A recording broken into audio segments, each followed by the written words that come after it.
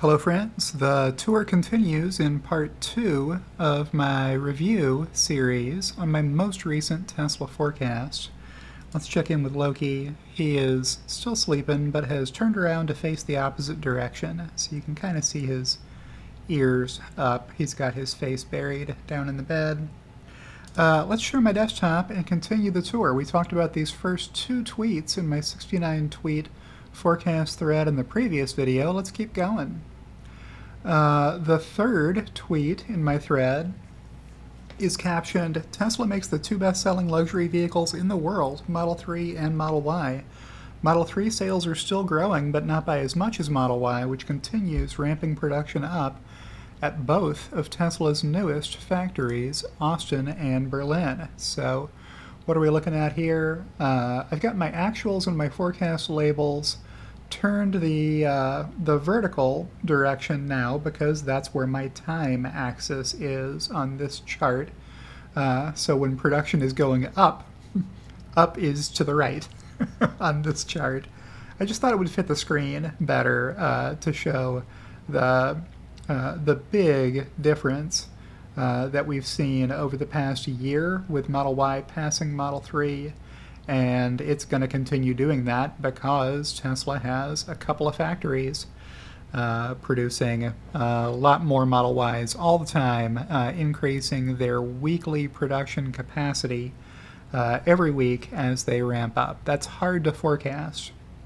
So the first rule of forecasting is whatever you forecast, it will be wrong.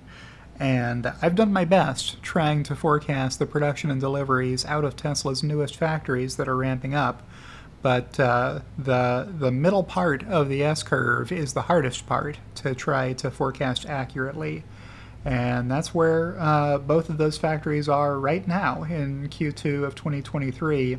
They've achieved some pretty good progress towards making it to the design capacity intent of those factories, but they're both still a long way from it. So it's an open question how much more progress they're going to make this quarter exactly. So I took a swing at it, and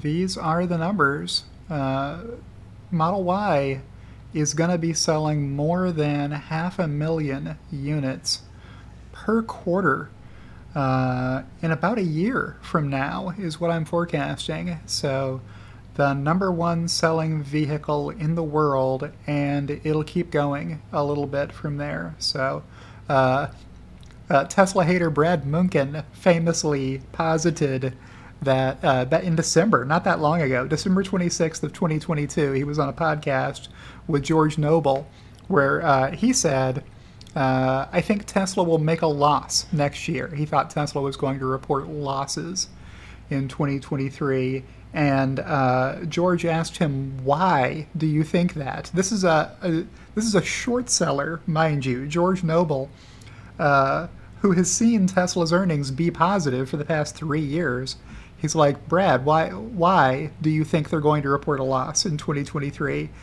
And all Brad could manage was because there's never been an automaker that built 2 new factories to produce the same model. That's what he said. He gave that as his reason. It's the number one selling vehicle in the world. What do you want Tesla to do? Short the market, that model? People want to buy a good, long-range, large cargo space, safe, technologically advanced electric vehicle. Tesla makes the best one there is on the market, so it's going to be the most popular and is. It was the number one selling luxury vehicle in the world last year. The market wants to buy more of these, and Tesla, rather than leaving that money on the table, will oblige the market by producing more of them. That's not a recipe for losses. That's a recipe for profits when you sell more of them. At world-class profit margins. All right, so that's that chart. What's the next one here? This is the production and deliveries chart. I noted that Tesla is finally ending the wave after years of attempting to maximize vehicles delivered each quarter.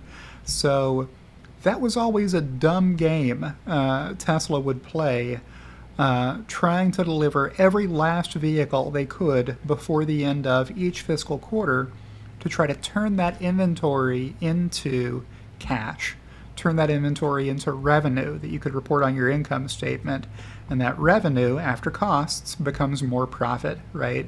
So you try to increase the amount of profit you report every quarter by delivering as much of your inventory as you can. Trouble with that? Well, I've made a few videos about it, but I'll list them off very quickly.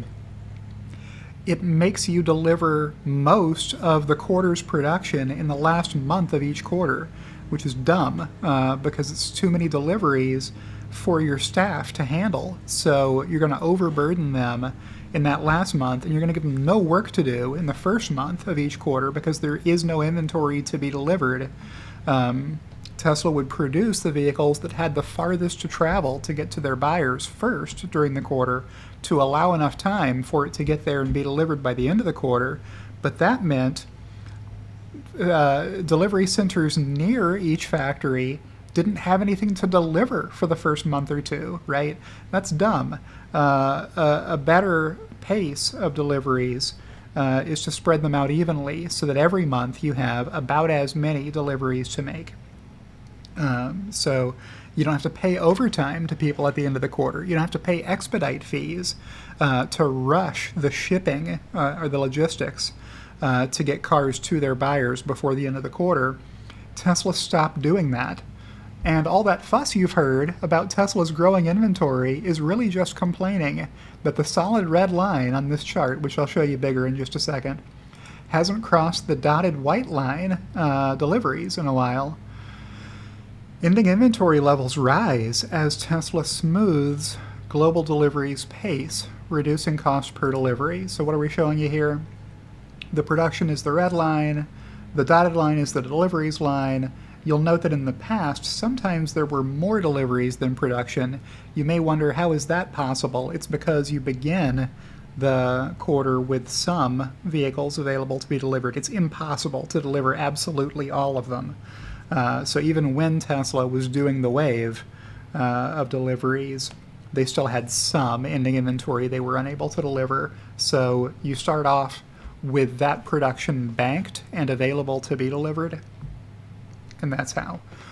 Some quarters you can deliver more than you produce, but not lately, because Tesla is ending the wave, and this is what ending the wave looks like.